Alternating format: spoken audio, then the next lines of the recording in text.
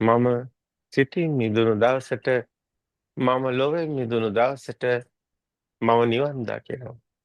ඒ කොහොමද?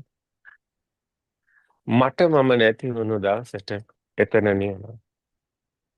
මම කියලා කෙනෙක් මෙතන නැති බව මට දැනුණු දවසට එතන නිවන. එදාට මම මාව අතහරිනවා. එදාට මම මගෙන් මිදුණා.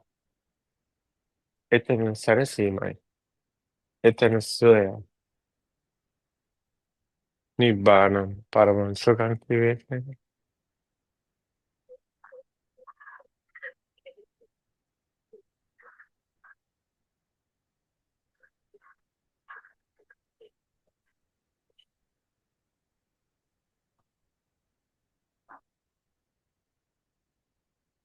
නැවතුමිට කමටහනක් තියෙනවා.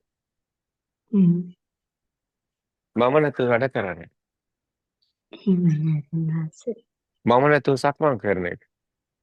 Mm. මම නැතුව ඇවිදින එක. මම නැතුව කතා කරන එක. මම නැතුව හිතන එක. අපි දැන් සක්මන් කරනවා. ප්‍රතිපදා හතරවෙනි අදියර. ඇසට පේනවා විනා මට පේනවා නෙමෙයි. කනට ඇහෙනවා විනා මට ඇහෙනවා නෙමෙයි. කායට දැනෙනවා විනා මට දැනෙනවා නෙමෙයි.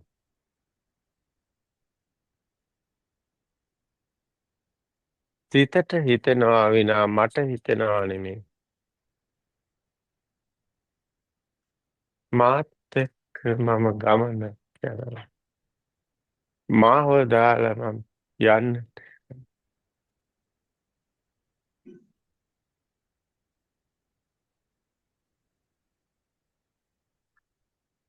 දැන් සැනසීම තියෙනවා. ඇයි ඒ? මම නැතුව හැමදේම සිදුනවා. දැන් උයන්නේ මමද? නෑ. ඒක ක්‍රියාවලියක් විදියට සිදුවෙනවා. දැන් හිතන්නේ මමද? සිතුවිලි පවා සකස් වෙනවා. ඒක ආයතනේ ක්‍රියාවලියක් විදියට වෙනවා. මේ සිතුවිලි මමද? මේ සිතුවිලි මමද? මේ හිතන්නේ මමද? මේ මම හිතනවා නෙවෙයි. මේ දැනෙන්නේ මටද? මට දැනෙනවා නෙවෙයි. මේ කියන්නේ මමද? මම කියනවා නෙවෙයි. දැන් සක්මන් කරන්න. බාහිර ඇත්ත වෙලාද? නෑ බාහිර ඇත්ත වෙලාද? මොකුත් පේන්නේ නැද්ද? හැමදේම පේනවා. මොකුත් ඇහෙන්නේ නැද්ද? හැමදේම ඇහෙනවා. මොකුත් දැනෙන්නේ නැද්ද? හැමදේම දැනෙනවා. මොකුත් හිතෙන්නේ නැද්ද? හැමදේම හිතෙනවා. මොකද්ද වෙනස?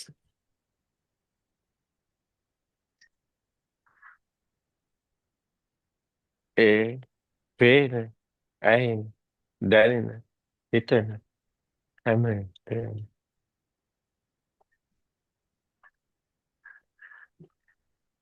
ක්‍රියාවලිය. දන්නේ නැද්ද මේ පේන්නේ කොස් ගහ කියලා? ඔව් දන්නවා මේ පේන්නේ කොස් ගහක්. මේ පේන්නේ අහස. හැමදේම දන්නවා. ඒ සාමාන්‍ය විදිහට හැමදේම සිද්ධ වෙනවා. දන්නවා මේ කොස් ගහ කියන්නේ සිත බව. සිතුවිල්ල. දන්නවා මේ අහස කියන්නේ සිතුවිල්ලක් බව. මොන විදිහට අරමුණු සකස් වුණත් මොන විදිහට සිතුවිලි පහළ වුණත් සිතුවිල්ලක් විතරයි. ආයතන ටික වැඩ කරනවා. සුවදක් දැනෙනවා.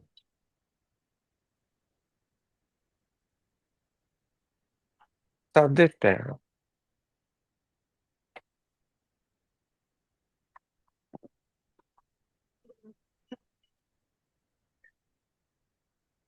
සද්දේ එක්ක කතාවක් නෑ. ටිකෙන් ටික අභ්‍යන්තර කතාව අඩු වෙනවා. බොහෝ අය අපි දැකලා තියෙනවා හරියට කියවනවා. උයන්න ගියත් කියවනවා. කන්න ගියත් කියවනවා. අතු ගන්න ගියත් කියවනවා. රිදි හොදන්න ගියත් කියවනවා. නිකන් ඉන්න බෑ අඩුතරමින් ෆෝන් එක අරගෙන තව කාත් එක්ක හරි කියවනවා. ඉතින් කොහොම නිවන් දකින්නද? හැම මොහොතෙම ගිනි ගන්නවනේ. ගිනි තියා ගන්නවනේ. අපි කියන්න කැමති අපි කියන්න ඕනි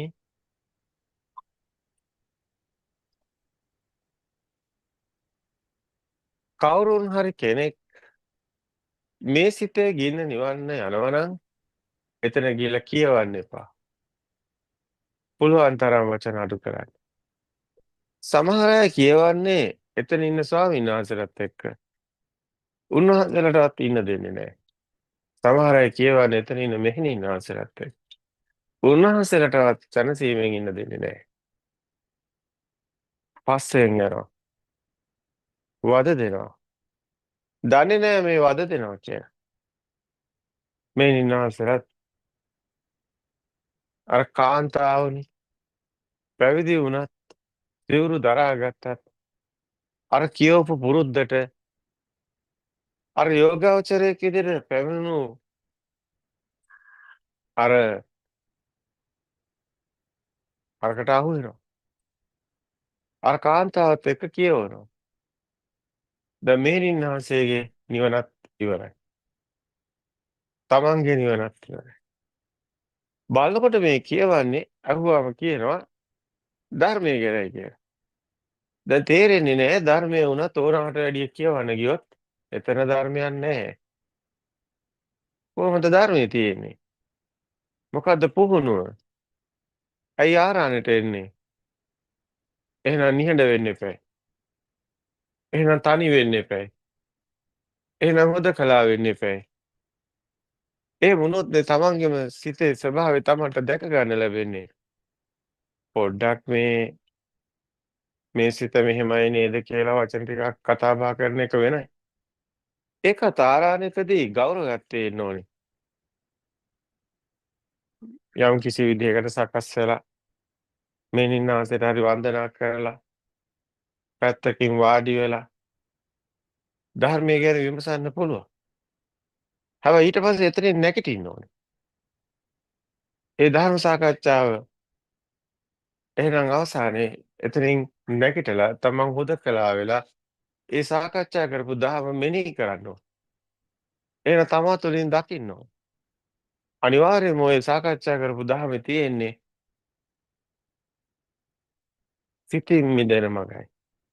එහෙනම් තමන්ගේ සිතට එන අරමුණු නිහඬව දකින්න ඕනි. ආරාම භූමියක ඔබ කටයුතු කරනවා නම් තමන්ගේ සිත දකින්න නිහඬව කතාව අඩු කළා. ඒ නිසායි අපි කාලසටහනක් දුන්නේ. ඒ නිසායි අපි කිව්වේ මේ වෙලාවට දහම් සාකච්ඡා කරන්න. මේ වෙලාවට ප්‍රායෝගිකව ප්‍රතිපදාත්මක කටයුතු කරන්න. එනම් ප්‍රායෝගිකව මාර්ගය තුල කටයුතු කරනකොට නිහඬව තමන්ගේ සිත දකිමින් ඒ ආයතන 6 හරහා එන අරමුණු දැක ගනිමින් ඒ ආයතන හරහා එන අරමුණු මෙනෙහි කරමින් නිහඬවම ආරි පරීක්ෂණයක් කරන්න තියෙනවා හුදකලා. එන එක පුහුණුවක් වෙන්න තියෙනවා. ඒක කියව යන එකක් නෙවෙයි. ඒක වෙන්න ඕනේ. අපිට ආරාධනයක පේන්න ඕනි සක්මන් කරනවා. යෝගාචර පුහුණුවට ගියා අය ඔවුන් ඒ ස්ථානයේ කටයුතු වලට උදව් උපකාර කරනවා වෙන්න පුළුවන්. ඒත් ඔවුන් ආපු කාර්යෝ පැත්තකට දාලා අර ගෙදර ඉන්නා වගේ කයි එක ගා මේනින්නාන්සලත් අල්ලගෙන ඒ තත්ත්වයට වැටෙන්න බෑ. එහෙනම් හුදකලාව තියෙන්න ඕනේ. තමන්ගේ අභ්‍යන්තර හුදකලාව තමන් දකින්න ඕනේ. හුස්ම ටික කොයි මොහොතේ යනවද කියන්න බෑ. ඔබ පුරුදු වුණොත් ඔබේ සිතට අභ්‍යන්තරයෙන් අවදි වෙලා කටයුතු කරන්න.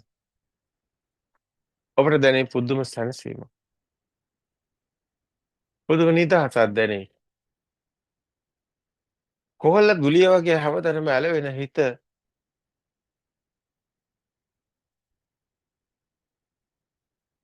ඒ නිදහස් කරගන්න ඕනේ. එහෙනම් තමන් දක්ෂ වෙන්න ඕනේ. අහලා ඇති සූත්‍රයක් කොහොල්ල බබෙක් ගැන තියෙන. වඳුරෙක් ඇවිලා මේ කොහොල්ල බබා ඇත්තටම උගුලක්. වැද්දෙක් විසින් අටවපු උගුලක්. වඳුරෙක් ඇවිල්ලා මේ කොහොල්ල බබාට අතින් ගහනවා. අත ඇලවෙනවා. අනිත් අතින් ගහනවා. ඒ අතත් ඇලවෙනවා. කකුලෙන් ගහනවා. කකුලත් ඇලවෙනවා. අනිත් කකුලෙන් ගහනවා. ඒකත් ඇලවෙනවා. ඔළුවෙන් ගහනවා. ඔළුවත් ඇලවෙනවා. මේ උපමාව දෙන්නේ අපේ ආයතන 6 ගැන. අපේ ආයතන 6න් එන අරමුණු ඇත්තටම ඔය වගේ. ඔබ ඒ පස්සේ වහලෙක් වගේ යෑමෙන් ඔබට වෙන්නේ කොහොල්ල බබාට වෙච්ච දේ. ඔබ ඒවෙන් ගලව ගන්න බැරුව දුක් විඳිනවා. ඔබට ඔබේ දරුවා ගලව ගන්න බෑ. ඔබට ඔබේ ගෙදර ගලව ගන්න බෑ. ඔබට ඔබේ මහත්තයා ගලව ගන්නත් බෑ. ඔබට ඔබව ගලව ගන්නත් බෑ. ඔබ හැම එකටම ඇලිලා.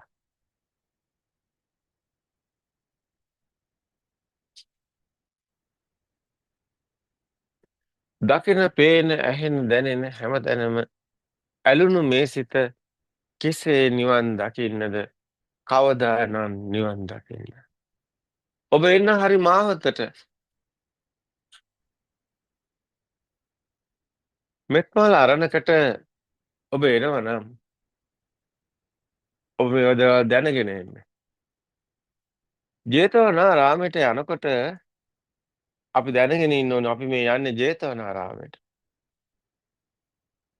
එතන අපි කියන්නේ අපේ විමුක්තිය උදෙසායි. විමුක්ති සාරා කියලා කිව්වේ කෝකෙන්ද දැන් විමුක්තිය ලැබෙන්නේ? හිරගෙදර ඉන්න සිරකරුවෙකුට නිදහස ලැබෙනවා. එහෙනම් ඔබේ හිතේ වහල්කමින් ඔබ මිදුණු විමුක්තියයි ඒ සිරමැදිරිය නම් ඔබේම සිතයි. එහෙනම් ඔබේ සිතේ වහලෙක් විදියට ඉන්න ඔබේ සිරමැදිරියෙන් ඔබ නිදහස් වෙන්නයි මෙත්මල් අරණට එන්නේ. මෙත්මල් විවේකාශ්‍රමයකට එන්නේ එක දවසකට හරි ඒකටයි. මේක තේරුම් ගන්න. මේක ඔබේ කතාව.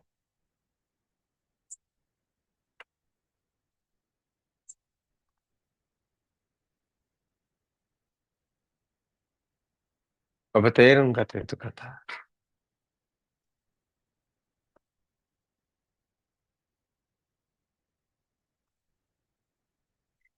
ඔබ ඉස්සර පන්සල් ගියා වගේ පොයට සිල් ගන්න සුදු වතින් සැරසිලා පොට්ටනියකුත් අරගෙන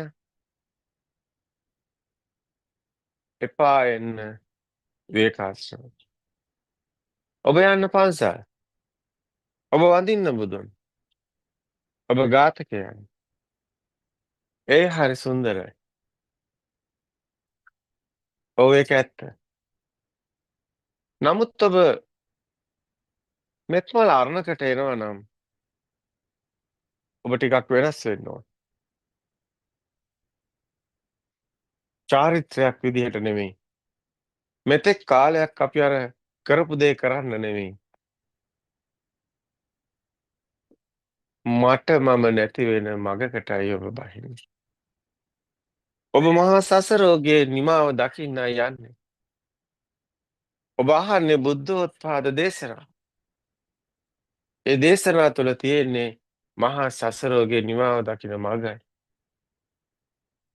ඔබට දැනෙන්න ඕනි මහා ගිනි ජාලාවක මහා සසරක දැවි දැවි පිච්චෙන මහා ගිනි කන්දකින් නිදහස හොයාගෙන යන අන්න ස්වභාවය. එහෙමනම් ඔබ එන්න මෙත් පාලන්නකට. එහෙමනම් ඔබ එන්න ජේතවනාරාමයට. පිසා ගෝතමී පටාචාර්ය ජේතවනාරාමයට එන්නේ ජේතවනාරාමයෙන් ලැබෙන්නේ ඒ සැනසීමේ සුවය. කිසා ගෝතමී ගිනි අරගෙන දරුවා නිසා අනේ මේ දරුවා සනීප කරලා දෙන්න ස්වාමීනි. හොඳමයි නැගණිය වාඩි වෙන්න. මට මේ දරුවා සනීප කරලා දෙන්න පුළුවන් නැගණිය. හැබැයි බලන්න බුදුන් වහන්සේගේ මහා කරුණා දරුවා සනීප කරලා දෙන්න පුළුවන්.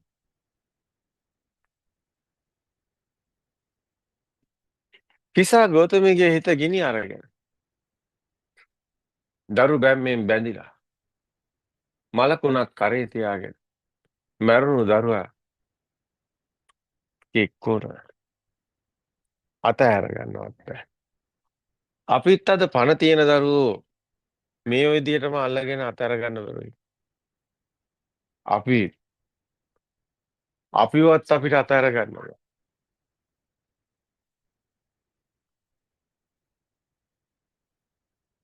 මොන කවර කතාව.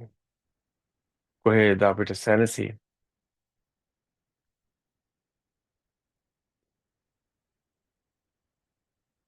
පටාචාර මහත්තයා නැති වෙලා දරුවෝ නැති වෙලා ගෙවල් දොරවල් නැති වෙලා අම්මා තාත්තා නැති වෙලා මහපාරට වැටෙනවා.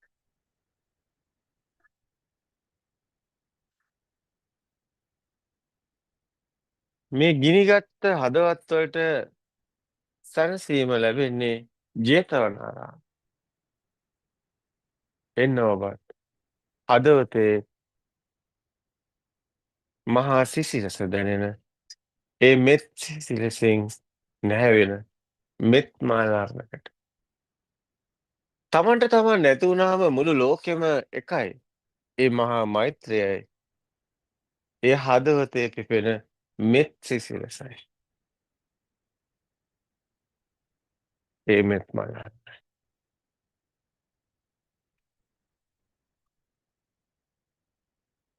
හදවතේ අරණක් තියෙනවා. ආරාණ්‍යක ස්වරූපේ හොඳට හඳුන ගන්න. ආරණ්‍යක ස්වරූපේ තියෙන හුදකලාවේ.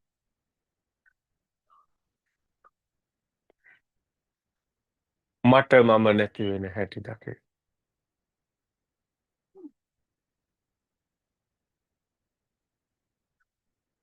මම යගේ මිදෙන මගයි ඒ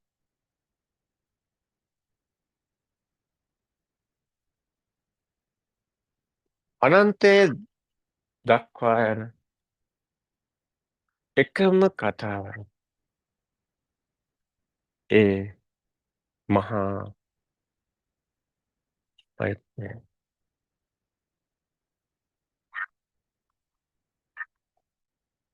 මම ඉන්නකම් මම මගේ කරගන්න දඟලනවා හැම එකම. තණ්හාවෙන් පිරුණු මම හැමදේම මගේ කරගන්න දඟලන පෙරේතෙක් ඔබ හැම කෙනෙක්ගේම සිතේ ඉන්නවා.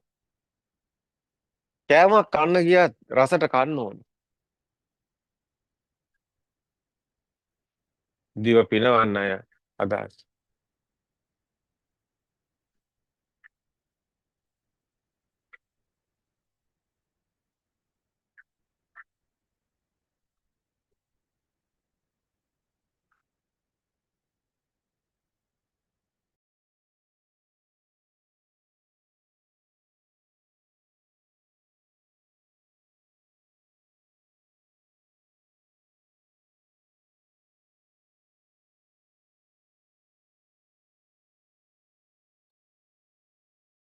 අරයන් වහන්සේ තෙරුවන් සරණයි. මයික් එක මියුට් වෙලා ආරයන් වහන්සේ. ඉවසන්න පොඩ්ඩක්.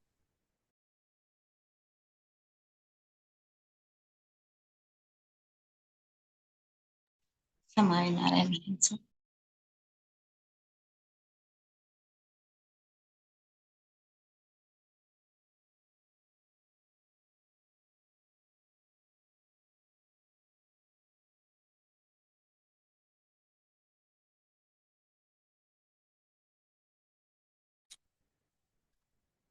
එහෙම නේද?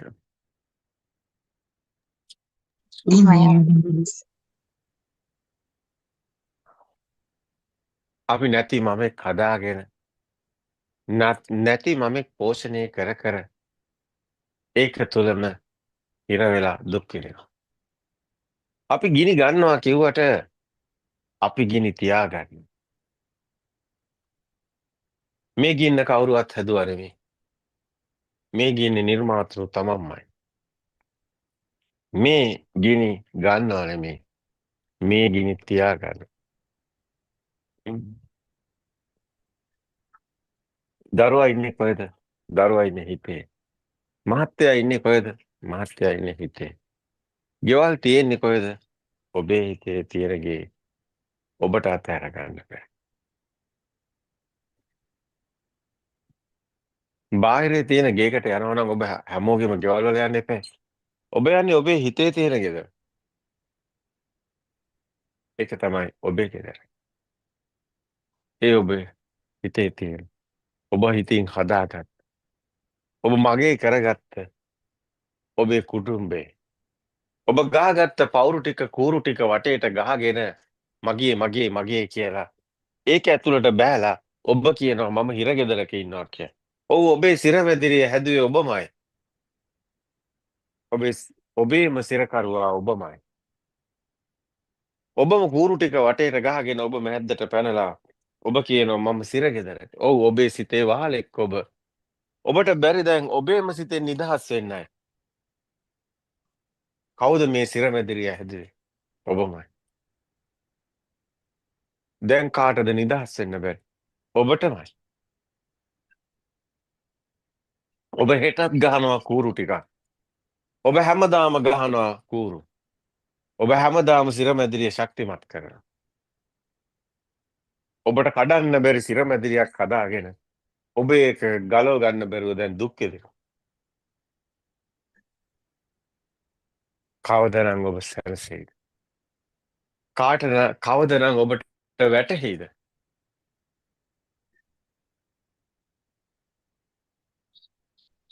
එහෙනම් ඔබේ සිතේ වහල්කමින් මිදෙන්න. දැස් අරින්න. අන්ධකාරය කියන්නේ ඔබ මේ මෝහ ගන අන්ධකාරය කියන්නේ ඔබගේ තියෙන අඥානකමමයි. ඔබගේ තියෙන නොදැනුවත්කම නොදන්නකම මෝහය මුලාවයි. සත්‍යයට අවදි වෙන්න. සත්‍ය දැක ගන්න. දකින්නවත් වෙන්න. වීරයක් නැතුව මේ මඟ යන්න බෑ. ඔබ ගහපු කූරු ගලවන්න ඔබටම වීරයක් තියෙන්න ඕනේ. එහෙනම් සාමාන්‍ය ලෝක ස්වභාවය තමයි මේ හැම දෙයක්ම ඇලෙන එක. ඒක අනුසෝතේ.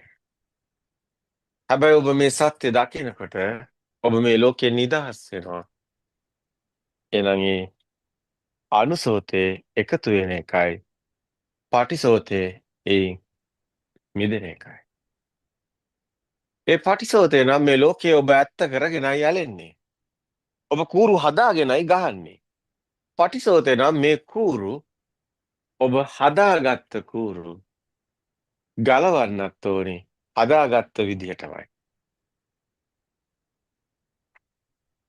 එහෙනම් මේ ලෝකේ ඇත්තයි කියලා ඔබට දැනුණු නිසා ඔබ ඇත්තයි කියලා ඔබට එන නිසා ඔබ ඒව ඇත්ත කරගෙන ගහගත්ත කූරු මේ ලෝකේ ඇත්තද කියලා ඔබ බැලුවොත් ඔබට තේරෙයි මේ ලෝකේ ඇත්තක් නොවන බව. ඒ සිතුවිලි බව. ඒ සිතුවිලි සත්‍ය නොවන බව. එහෙම වුණොත් අන්න ගහගත්ත කූරු ඔබට සත්‍ය දැනෙනකොට අන්න ඒ මොහොතේම ගහගත්ත කූරු ටිකෙන් ටික ගැලවෙන්න ගන්නවා. තදින් වැදුණු කූරු තියෙනවා. ලිහිල්ව තියෙන කූරු පොඩ ගැලවෙලා වැටෙනවා. හැබැයි තදින් වැදුණු කූරු ලේසියෙන් ගැලවෙන්නේ නැහැ. ගොඩක් අම්මලාට තියෙනවා දරුවා කියන සංඥාවත් එක්ක වැදුණු යකඩ කූරක්. ඒක ගලවන්න බෑ ලේසියෙන්. ඒ වගේමයි මා මහත්තයා කියන්නේ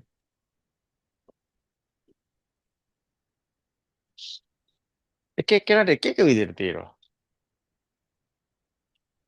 ඔබේ කූරු ටික ඔබමයි ගහගත්තේ. අනුන්ගේ කූඩුවල කූරු ගලවන්න ගියාට ඔබට සැනසීම ලැබෙන්නේ නැහැ.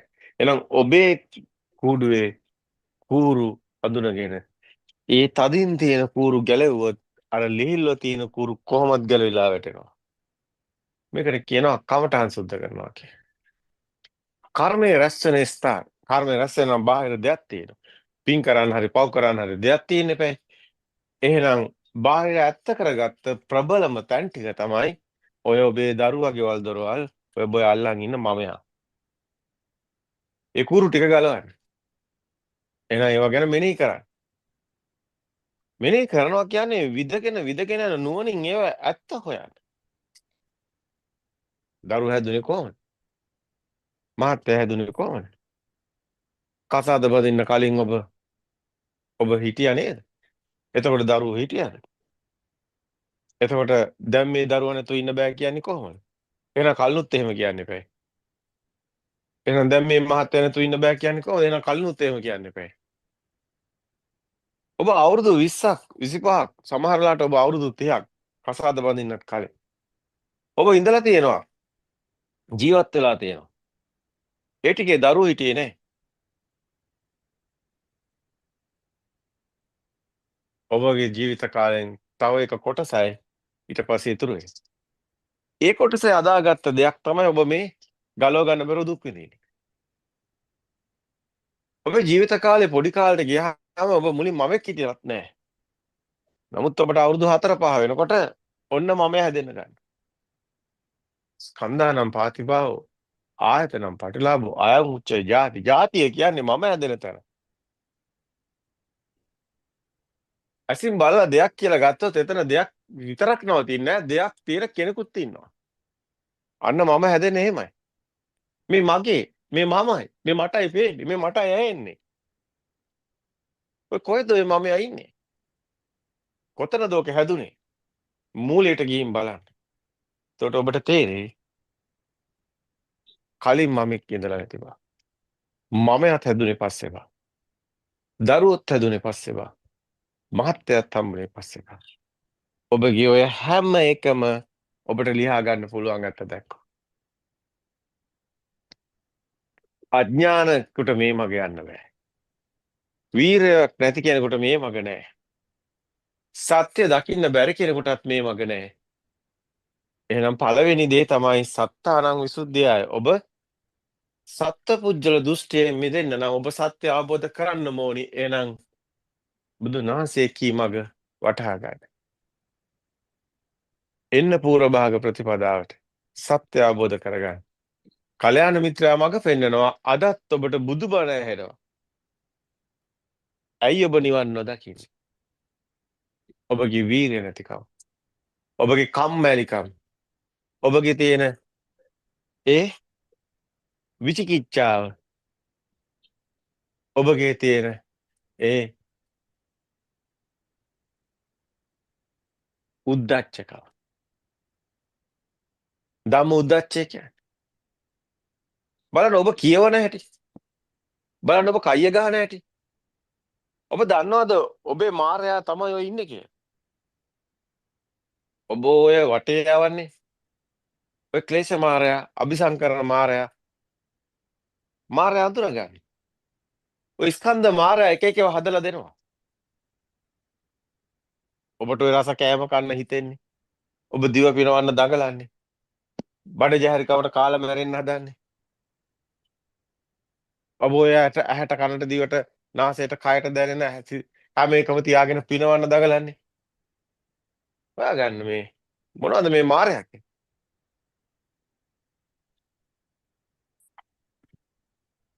පංචමාරෝ ජිනෝ නාතෝ කියේ.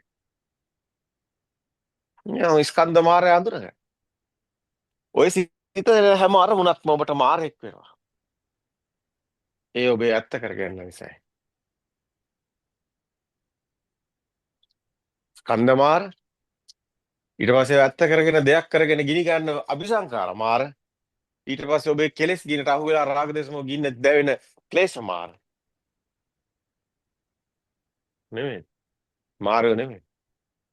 සමාර මාර. ඔබම දන්නේ නැහැ. ඔබ කොහොමද මේ මාර ගින්නට අසුනේ? ඔබ මාරයා ජය ගන්න කතා කරන්නේ කොහෙන්ද? එහෙනම් මාරයා අඳුනගන්න. ඔබමයි මාරයා. ඔබමයි ඔබේ මාරයා. ඔබේ මාරයා කොහෙවත් ඉන්නව නෙමෙයි. ඔබේ මාරයා ඔබමයි. ඔබ ඔබෙන් මිදුණු දවසට ඔබ ඔබේ මාරයාගෙන් නිදහස් වුණු දවසයි. ඔබට බාරයි ඔබේ පැත්ත.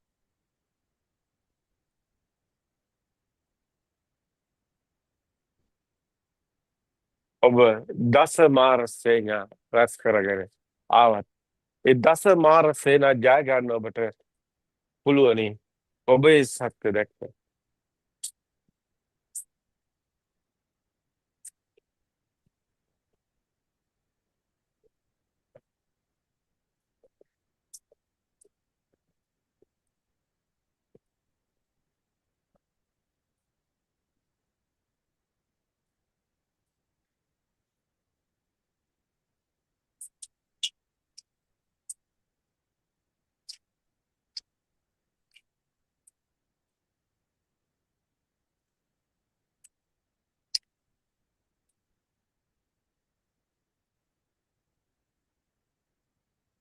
අපි මාරයා හොයන්නේ එළියේ. අපි හැමදේම හැමදාම හෙව්වේ එළියේ. නමුත් මේ මාරයා ඉන්නේ ඔබ ළඟම. ඔබ ඉපදුණු දවසේමයි ඔබේ මාරයා ඉපදෙන්නේ.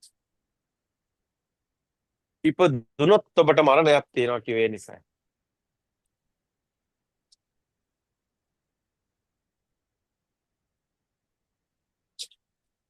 ඔබ මරණය ජය ගන්න නම් ඔබ උපත ජය ගන්න.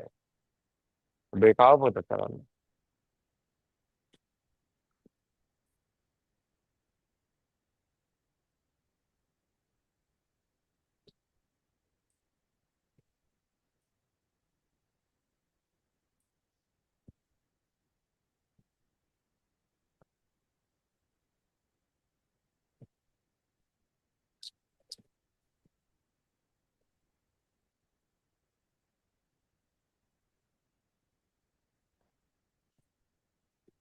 ඔබ ඔබේම සිත ඔබට කරගන්න ඕනේ.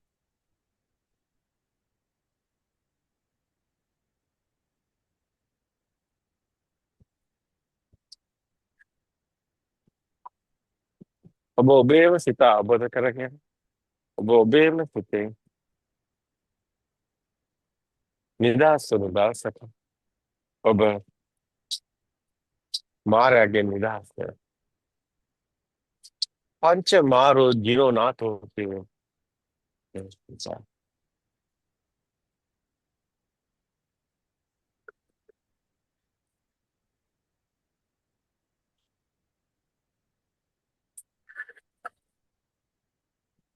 සත්‍ය අවබෝධ කරගන්න.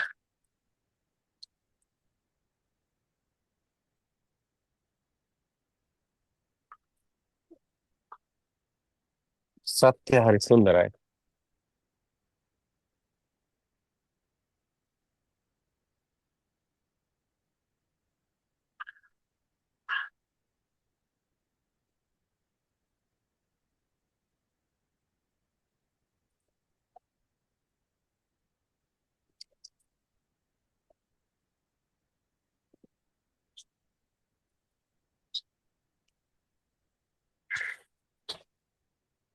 ඔබේ සැනසීම තියෙන්නේ ඔබ ළඟම.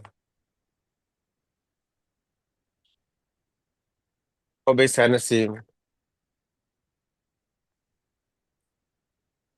ඔබේ සතුට, ඔබේ නිදහස ඒ බලන්නම.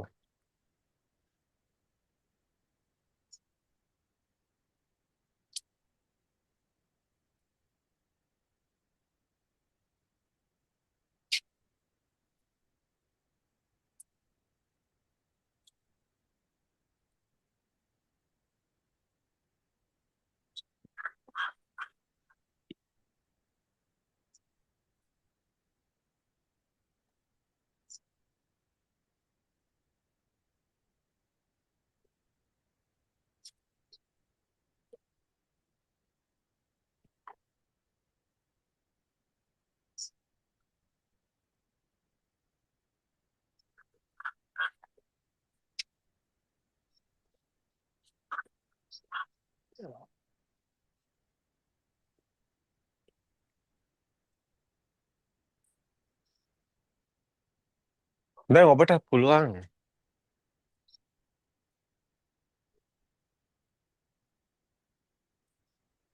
මහා සසරෝගේ නිමාව දෙන්නට. ඔබට ඇහෙනවා මේ දේශනා. දේශනා දස දහසක්. දේශනා දහස් ගණන් දේශනා කරමු. ඔබට සැනසීමේ මඟ ඉවර කළ දෙනවා. අප බොහෝ කාලයක් තිස්සේ වෙහෙසෙනවා. අපේ යුතුයකම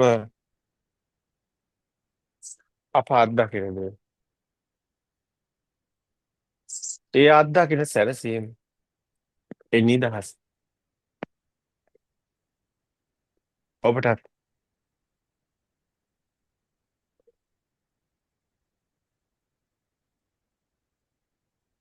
ලැබෙන සලස්සන එක.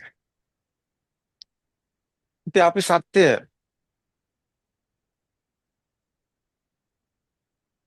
ඉතින් බුදුන් වහන්සේත් ඇත්තටම මේ කතාව කියනවා.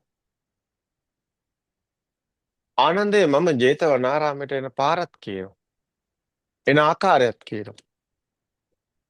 ඔවුන් වෙන කොහෙවත් යයි නම් මම කුමක් කරන්නද ආනන්දේ? අපිත් ඔබ අද උදේ පාන්දර අපි ඔබට පැවසේ ජේතවනාරාමයට එන්න කියලා. ඔබේ හදවතෙත් හදාගන්න ජේතවනාරාමයක්.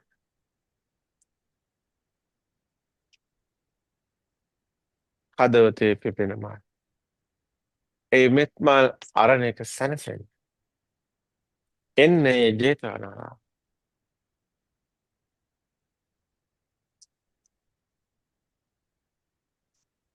බුදු සමයේ නිගණ්ඨාරාම හැම තැනම තිබුණා. විශාල ශාක පිරිසක් නිගණ්ඨයට හිටියා. ඔවුන් ලෝකේ ඇත්ත කරගෙන එක එක දේවල් කරා. ඔවුන් පවෝදරන ගංගාගගේ නානවා. ඔවුන් එක එක දේවල් බාහිරින් එක එක දේවල් කර කර හොයනවා. නමුත් ඔවුන් හැමදාම ඉන්නේ ගිනි ගොඩකයි. කවදාවත් බාහිරින් ඔබට නිවනක්වත් සැනසීමක්වත් හම්බ වෙන්නේ නැහැ. මොකද ඔබ ඉන්නවා. හැබැයි ඔබ මේ සත්‍ය දැක්කොත් සදාතනික සොයක් ඔබට වෙනවා. ඒකට හේතුව කිසි දවසක ඔබට මරණ දුකක්වත් එන්නේ නැහැ. ඇයි? ඔබ සිත ආපත කරනවා කියන්නේ මරණය කියන්නේ සිතවිල්ලක් විතරයි. හරි පුදුමයි. ඇත්තටම ආශ්චර්යයි. මේක ඇත්තට පුදුමාකාර කතාවක්. මේක නිකම් නූතන වචනෙන් කියනවා නම් ප්‍රෝග්‍රෑම් එකක් වගේ. හරියට නිකන් ඩේටාබේස් එකක් එකට එකතු වෙලා ඇදුණු ප්‍රෝග්‍රෑම් එකක් වගේ. ඔබ දන්න දේවල්, ඔබ හිතන දේවල්, ඔබට පේන ඒවා, ඔබට ඇහෙන ඒවා, ඔබට දැනෙන ඒවා, ඔබ හිතන සිතුවිලි පුදුමාකාර මායාවක්. අදාහගත නොහැකි ආශ්චර්යමත් මායාවක්. ඔබ ඒ සත්‍ය අවබෝධ කර දවසට ඔබට මේ සියල්ල හොඳට මනාකොට විනිවිදව සුවිසුද්ධං කියලා පේන්න ගන්නවා. සුද්ධ වෙලා පේනවා. ලස්සනට පේනවා. ආයි කවදාවත් ඔබ ඒ සත්‍යයෙන් මුදවන්න බෑ. ඔබේ දැස් අන්ධ කරන්න බෑ ඊට පස්සේ. අන්ධකාරයේ අන්ධෙක් වගේ ඉපදිලා අන්ධෙක් වගේ ජීවත් වෙලා අන්ධෙක් වගේ මිය යන ඒ මහා අන්ධකාර ලෝකයෙන් ඔබ නිදහස් වෙන්න.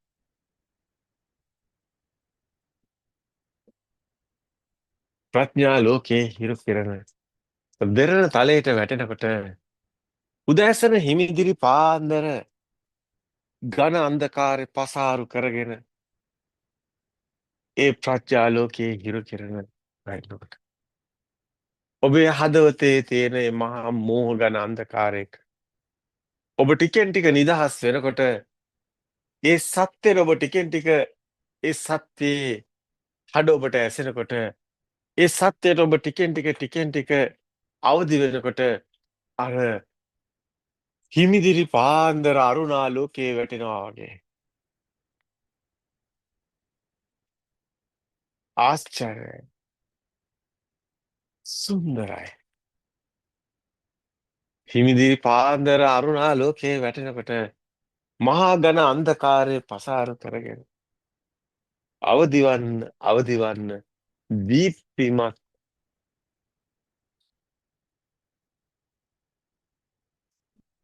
දිනය උදා වෙනවා වගේ ආකාශයේ සිසාරා යන අර නිදිගෙන හිටපු කුරුරෑන් අවදි වෙලා සිසාරාගෙන ආකාශයේ පියාඹා යන්නාසේ සෑම කෙනෙක්ම සත්‍ය අවබෝධ වෙනකොට පුදුමාකාර සැනසීමකින් අහස දෙවනත් කරගෙන පියාඹන කුරුල්ලන් වගේ උදේට බුදුන් වහන්සේ මේක කියනවා මේ ප්‍රඥා ලෝකයේ හිරු කිරණ මේ සත්‍ය හඬ ඇහෙනකොට ඒ සත්‍යයට අවදි වෙනකොට සතා සිව්පාවා ගහකොළ පවා අවදි වෙනවා කියලා. බුදුන් වහන්සේ මේක කියනවා වෙන මෙහෙම අහසේ කුරුල්ලන් පියාඹන කතාව. නේද? හැම කෙනෙක්ම අහලා තියෙනවා. ආකාශේන සකුන්තානං ගතිතේ සන්දුරඤ්ඤා අහසේ කුරුල්ලන් පියාඹගෙන ගියා.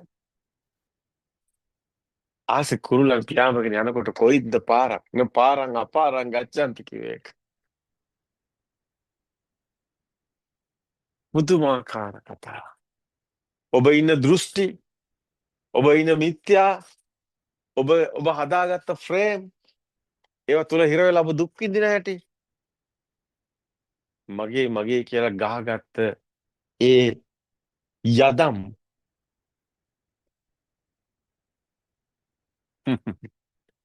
කූඩුවෙන් නිදහස් වුණු කුරුල්ලෝ වගේ ගලවගෙන ඔබ එළියට පියාඹගෙන යනවා. උදේට ඉර පායනකොට නේද? සීතල උදෑසන හමන සුලන් රැලි ගතසිත සිසිල් කරන්නාසේ හැම කෙනෙකුගේම හදවත් මහා ගින්නෙන් දැවුණු ඔබේ සිත් අන්න සත්‍යයේ ඒ මහා ප්‍රඥාවේ ඒ හිරු කිරණ එනකොට අර සිසිල් සුලන් රැලි දසතහමා යන්නාසේ ගතසිත පිනා යන සිහිල් සුරන් රැලි හමනවා වගේ ඔබට දැනෙයි පුදුම සිසිලසක්. සැනසීමේ සුවය. ඒ මහා සැනසීමේ සුවයයි නිබ්බානම් පරමං සුඛං කියලා කියනවා.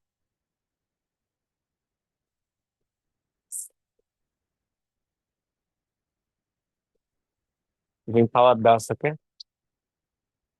ඉර පායාගෙන එනකොට අපි නැවත හමු වෙමු.